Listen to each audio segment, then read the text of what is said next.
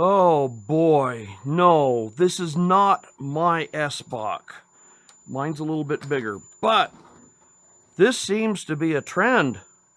I have another airplane that a guy asked me to fix with about the same damage. Yeah, see, this is the other plane I was talking about. Landing gear and everything ripped right out. It does have the engine mount and torque box in it though. So this is still a fairly easy fix. It looks terrible, but it's not that complicated. What it is if you have a hard landing, it rips the landing gear and everything right out of it, just like gutting a fish. So how do you fix it? Well, I'm going to take it all the way down. I'm going to take everything off of these side plates and make sure that they're smooth, and I'm going to put a new plate in here and a new torque box, firewall, the whole deal. I'm also going to put in some angle aluminum up here that will be bolted to the new side plates, and that in turn will bolt the landing gear to the aluminum.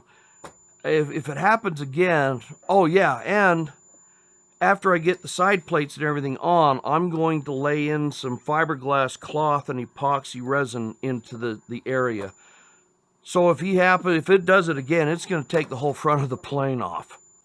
It looks like this has happened one other time too, because this isn't part of the original plane, and neither is this. And I doubt they used pin nails to hold everything together. So we want to get this wood nice and flat and down to a good surface that we can glue onto, because I'm basically going to put doublers in here and then a fiberglass cloth and epoxy resin over that.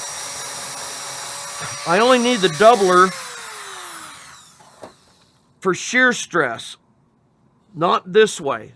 So it can be like 32nd inch or even 16th, but I want a good plywood in here to start with.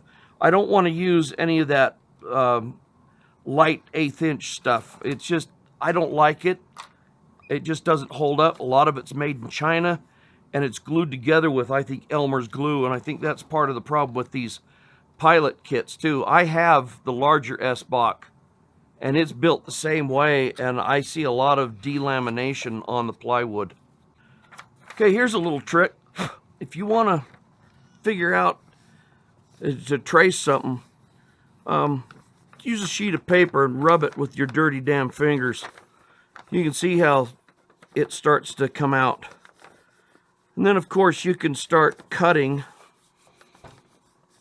and fitting with a sheet of paper instead of wasting good plywood.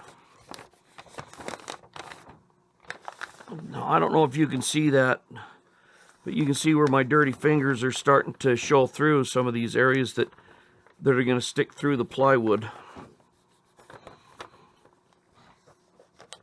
And it'll crease it. It will, see, there's the front of the engine mount. So basically, I'm going to take this sheet of paper and I'm going to make a couple plates. And these will be bonded on here and continued up to here. And that's where that aluminum angle will be bolted in. This is going to get trimmed down flush with the plywood that goes on here. And then that aluminum plate, piece of 4-inch, I might trim it down to save some weight, but it'll be beefy enough. Nothing's going to get through that. Yeah, here's the aluminum plate. So this is the idea. Bolt that in there. I think I'll take an end mill and cut some lightning holes out of it. But then the landing gear itself will be bolted through here. Some carbon fiber landing gear that I have on order should be in here in the next few days. Hey everybody, welcome back to Grant's shop. Got a little bit of different project here. This is a plane a friend of mine dropped off. Somebody gave it to him because they had a really hard landing with it and ripped the landing gear and engine right out of it. It looked like a gutted trout when he showed up with it. So I thought I would show you guys how I go about fixing something like this. first thing you want to do is try to, like, super glue any cracks or anything back together, and try to get it as squared up as possible. And then where you have a whole part that you removed, make a duplicate of it. I did that with the firewall because I wanted a new firewall. The one that was in here had a big hole cut in it right here for the carburetor because the carburetor sat back past the firewall. The firewall used to sit up here another 3/4 of an inch. So what I've done is this part was still attached to the side. So I was able, this one also, so I was able to use those as references since they did not break off of the airplane. Just everything in between just went. So I doubled. What I did first is I laid up some fiberglass cloth on the inside. I made some plywood doublers here and down here, and I literally sandwiched the glass cloth and plywood. I sandwiched the cloth in between the two pieces of plywood. So that's a laminate. That is one layer. This top layer is a second layer. Now inside, I put in some triangle stock, and it's been fiberglassed as well, along with, new bolts. It's been fiberglassed. This is new. This is new. This is new. The landing gear, oh man, I'll tell you what. It looks like somebody had done it once before and tried to fix it. And they literally used some hardwood blocks in here and up here and pin nailed it and epoxied it in. I'm like, why? Good grief, that's terrible. And the landing gear, this one was back further than this side, and it was also tilted. So anyway, what I did, you can see the modifications here. This has all been fiberglassed. The inside, you can see just the edges.